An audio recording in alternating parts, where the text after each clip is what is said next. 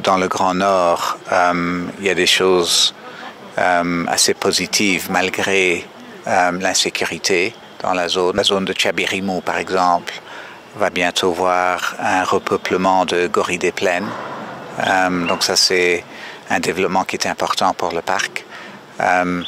Au niveau du secteur centre, les grandes populations de très grands mammifères, les éléphants, les hippos, les buffles, ont fortement augmenté dans les 10 dernières années. Les éléphants, par exemple, ont augmenté de 80 à plus de 900.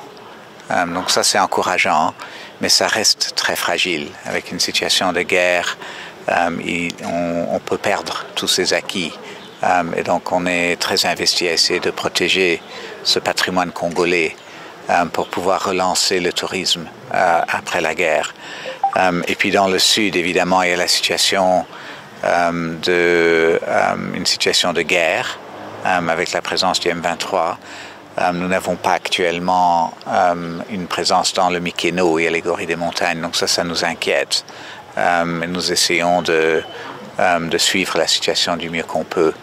Il y a une situation de déboisement dans le sud qu'on essaie de contrôler, qui est liée à une très grande présence de déplacés. Et donc ça, c'est une situation qui est évidemment extrêmement difficile autour de Goma. Il y a la centrale de Rwanguba, qui est une centrale hydroélectrique qui est fondamentale à l'avenir économique du Nord Kivu. Donc c'est une centrale hydroélectrique qui va doubler l'électricité pour la ville de Goma. Et donc ça, on essaye de maintenir ce projet malgré le fait qu'il est dans le Rutshuru.